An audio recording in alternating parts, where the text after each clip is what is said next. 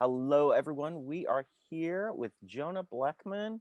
He recently appeared in the film Swan Song that was at South by, and he's also had a long career in film, in gay cinema, in horror, and we were just dying to talk to him about it. And Jonah, how are you? I am well. I'm grateful. I got my first vaccine shot, so Woo! I'm on my way. Okay, what team? Moderna. Yay!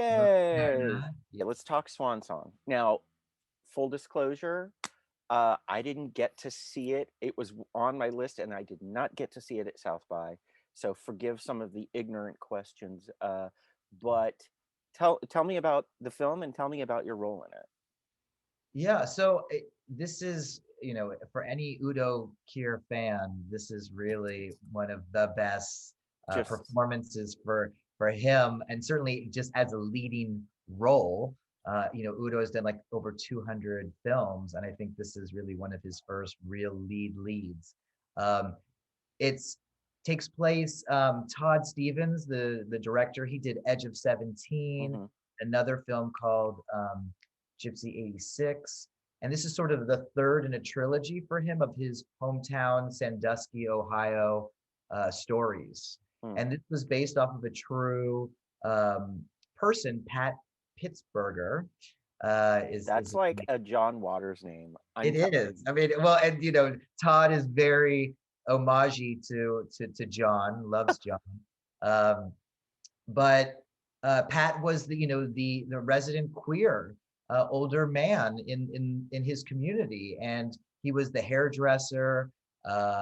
And this kind of takes the story from that, just from really the true character. And Todd created this world around him about the end of his life, him getting to have the opportunity to do the hair of his greatest client, played by Linda Evans, um, who has just another died. icon. Yeah, another icon. She had just died, and he is being asked to do her hair for her funeral. And he has not also seen her in 30 years. She dropped him during the AIDS crisis. Uh, So it's a real, if you've seen like the short story, um, I uh, haven't. I'm so sorry. oh no, I mean it's just, or Nebraska. It's just very Yes. much man, Yes. kind of going on a journey to to complete his business.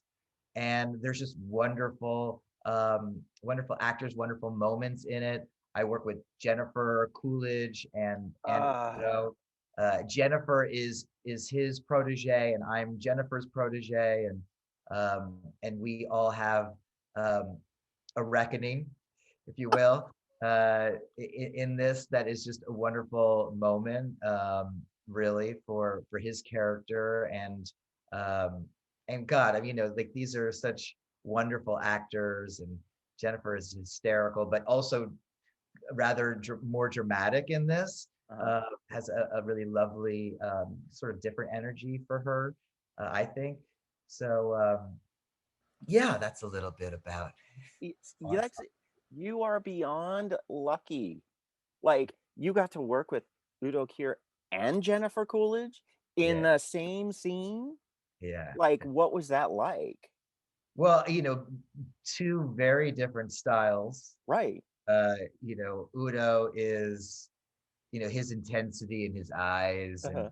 and uh and just his more structured way. She isn't as structured. So um to be honest with you, we had to cut a lot out of this, out of the scenes that we had together, because uh we it was, an indie film. We had only so much time, and Jennifer was, looking to riff a lot more than what was going to be scripted there. Okay. And uh and as much as that really did get to have some energy, it was a little, well, it just made less time for so much of more of the written stuff, I should say. Right. Right. And uh on an indie film, you've really got to budget your time. yeah, yeah. Yeah. I mean, we were all there for maybe a day and a half, 2 days. in Ohio, kind of having that sequence for all of us. Wow. How long was the entire shoot? Do I you don't happen know. to I know? think I want to say it was like 15 days or so. I mean, Okay. it was really an indie, but Todd has done, 5 films, 6 films now, and he's pretty tight. And this was, again, this is very much Udo's film. So we were all there to support him. Oh, sorry. You're fine. I just thought it was magic happening somewhere. It's magic. Somewhere in the back room. I don't know. Exactly. Yeah. So, we were all happy to support him. And I've worked with Todd. This is my third film with him, and always grateful to jump in, and he's just really thoughtful and funny. And Uh, how so? How is he an actor's director? Uh, yeah, I would say that he is. He certainly gives you. I mean, his writing is really wonderful. He only directs things that he writes, mhm. um, and I just his heart is so clear, and I think that really because of his writing, it just alludes to a wonderful, certainly scene work that's going to be happening. But he's also such a generous type of guy that being on set with him, you're feeling very supported. And any questions that come up and any new ideas, he's totally free to go when there's time. Well, that's kind of the director's job is to navigate that. You've been working since '93. I mean, that's like what IMDb says anyway. But how did you get your start? Like, how did you jump into film? Uh, So, I mean, I started off as a dancer when I was 3 years old, Hmm. and was very committed to that with the San Francisco Ballet at the age of 6, trained under Baryshnikov. I was doing commercials as a kid up in the Bay Area in San Francisco and community theater. So I started training for film and television specifically when I was around 11. Hmm. And my parents finally let me move down to LA when I was 16. I'm actually moved down with Alicia Silverstone and her family. Oh, how cool! You know what I caught? Speaking of her, I caught The Lodge.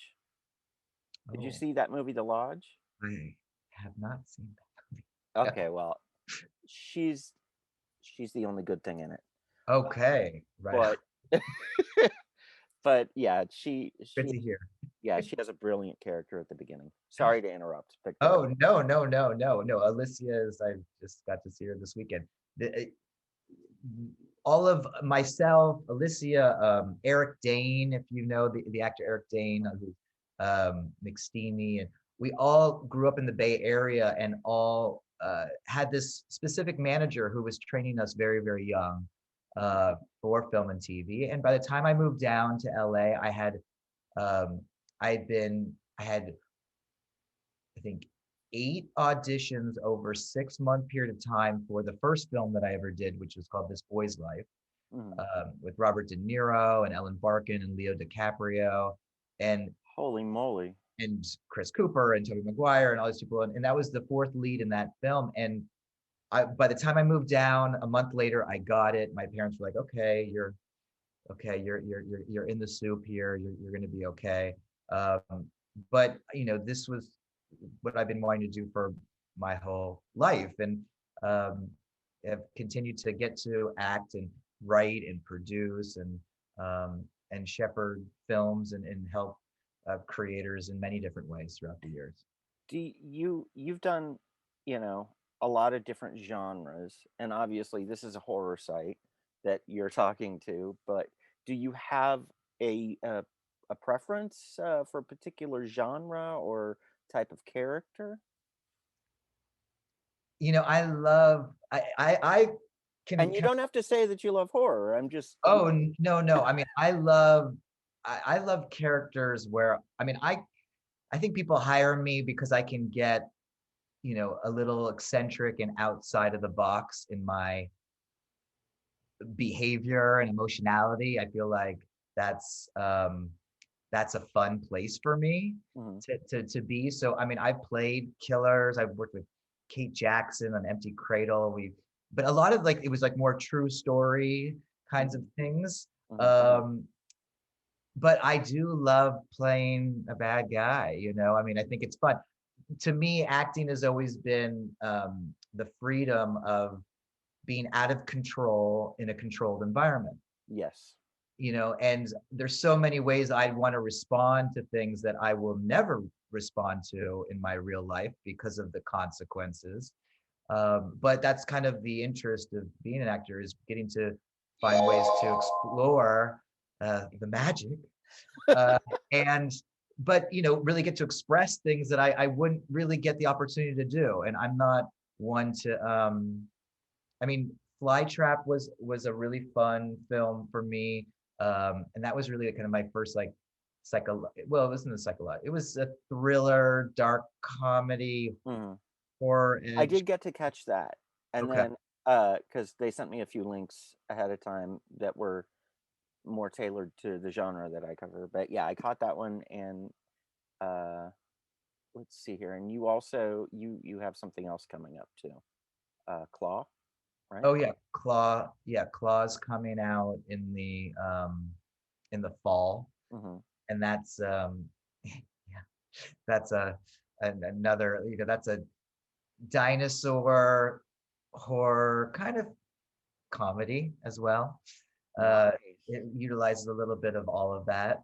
Um, and yeah, but I mean, I do like, I just, I like playing characters that are a little bit, again, more magical and eccentric. I think we've got a name for that sound. We certainly do. I'm gonna put some sparkles in post or something every time it happens.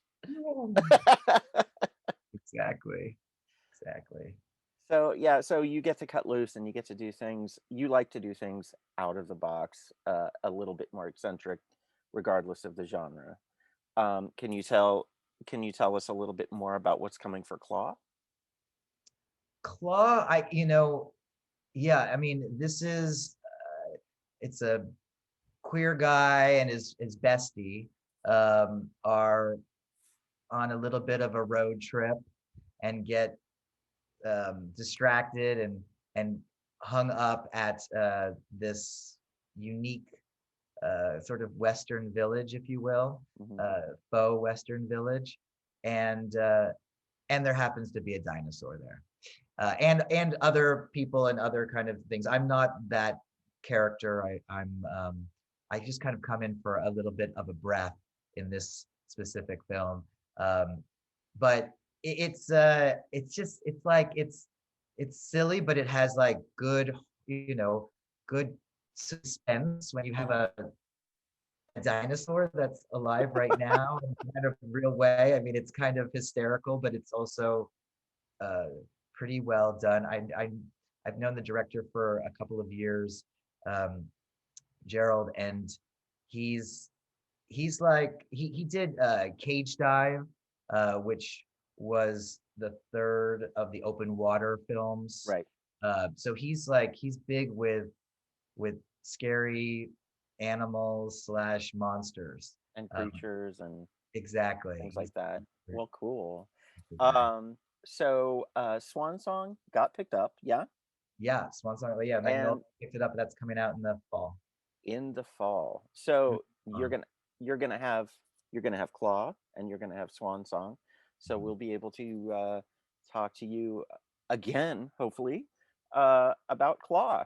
And Yeah, yeah, but congratulations on Swan Song. The reception was great, thank and you. yeah, we'll look forward to actually being able to see it. I have other genre wise, I have a series that just came out this weekend called Pet Peeves, Okay. where I'm a pet clairvoyant, uh, Oh, cool. newly out of prison, ex-con. And that's a dark comedy that's on Reverie. And then another comedy that I did 15 years ago called Another Gay Movie is having its director's cut re-release Oh, this month. So that's all happening right now. So Wow, there's lots going on. it's good. Man, we don't have to wait for the fall, do we? Okay. Well, thank you again for taking the time. It was a pleasure talking to you, and best of luck on your releases. And hope to hear from you again.